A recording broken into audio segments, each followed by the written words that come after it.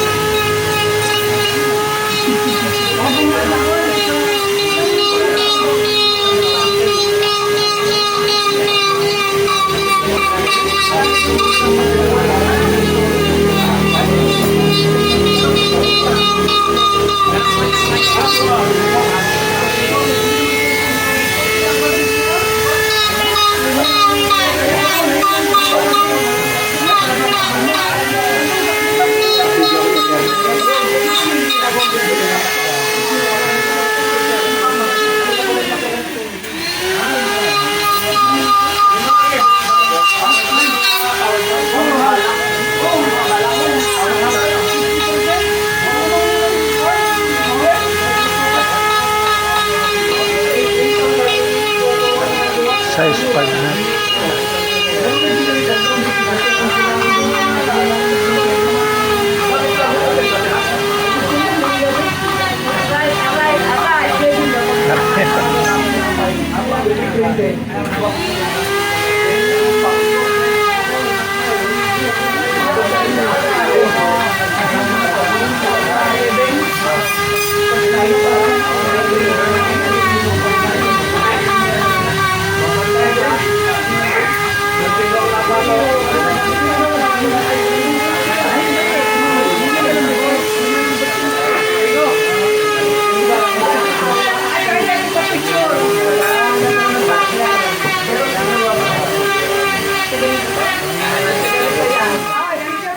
Sir, ebidensya.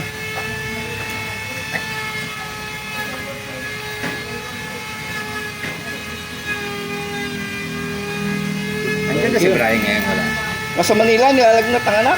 Ayaw. Galing silang maliit. Mag-upload nga uli ako. Ako hindi rin mag-upload eh. Buwanan. Ako mag-upload din ako. Wala rin ako reservang video. Buti kahit malayo na abot. Kung saan Nung nakaraan kasi, medyo nagtipid-tipid din ako kasi gastos. Yung maabot ako sa Pangasinan, nakakarating ako sa Isabela, kila Richo doon. wow. Ang laki ng gastos ko din sa mga ganun-ganon. Sa tulpi pa lang, libo-libo na eh. Ay, mahal nga. Kagaya ng pagpunta rito, pwede namang hindi nakadumaan sa ito na. Oo. Pero eh, Di na sa sungai. presko para mabili. Anya lang. Ang ano lang, kasi matagal ko na rin yung dinahagi ko sila dyan. Yan, after po. Yan.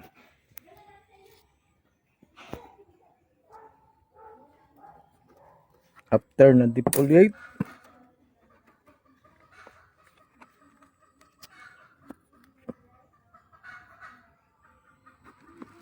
Yan, na-defoliate na po natin.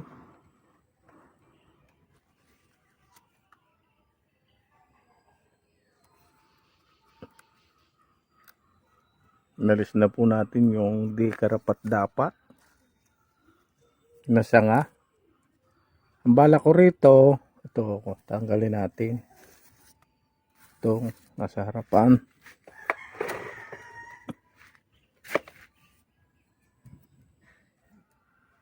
Pero kung atin naman siyang i-repositioning, ito ay kakaskade natin. Pwede rin itong huwag nang alisin. Itong harapang ito. Yan. Po ang ating pansamantalang inaiwan ng mga sanga, mga kabonsai. Yan. Ikot natin. Ikot-ikot. Ikot. Bali ito dalawang materialis pala. Mga kabonsai. Ito yung isa. Na napakaganda. Yan o.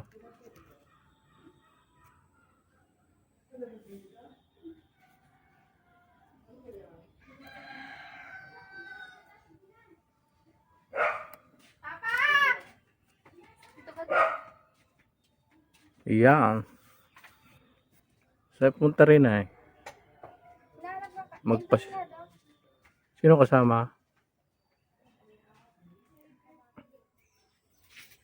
Yan po. Nabuwasan na natin. Oo, yan. Nabawas natin. Hindi pa ito yung final. Tira pa natin yung kailangan. Palalagulaan natin. Bali rin isang aray. Hindi pa natin na pamaya natin tanggal. Pinakakain lang tayo ng ating manager. Yan o, likod.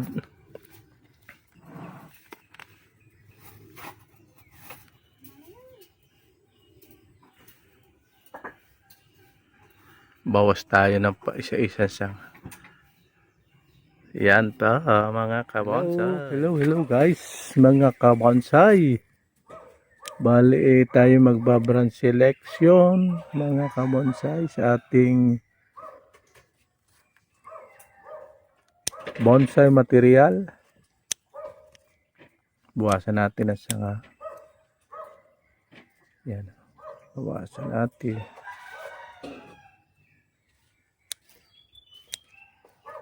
Bawas.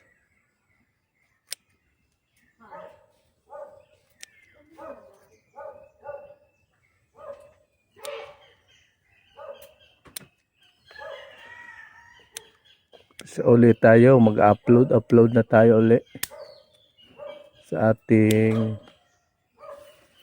YouTube channel dahil natapos na natin yung ating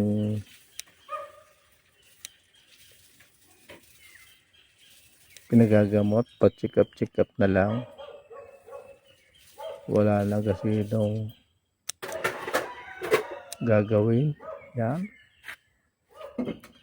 Tanggal tayo ng dahon.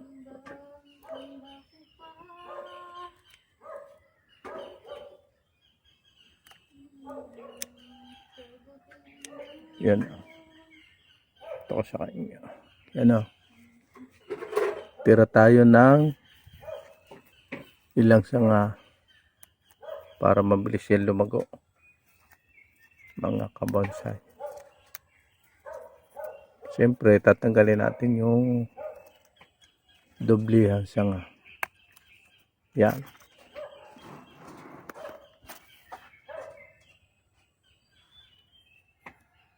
Lipat tayo. Nakagaya nito.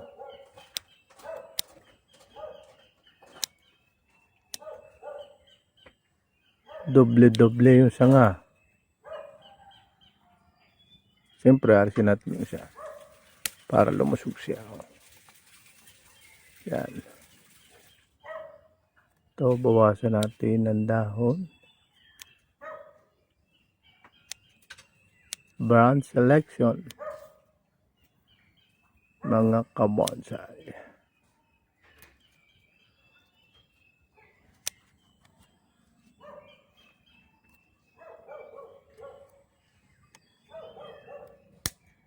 Yan.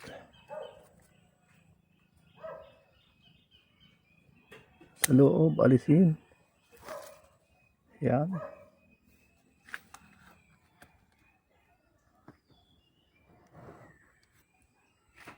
Gaya nito, dalawa. Buhay pa mga ilaw ay. Yan.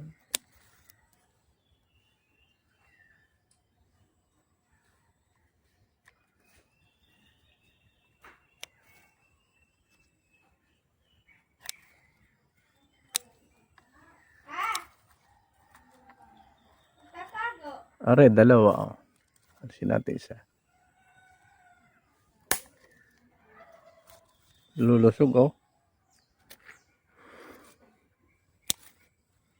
Lusog na ang sanga niya, ah.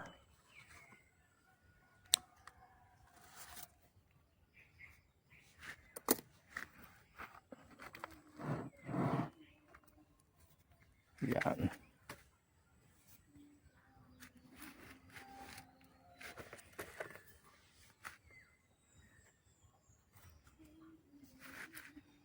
Yan po. Bali, pakita ko sa inyo pamaya pagka na-branch selection na natin lahat.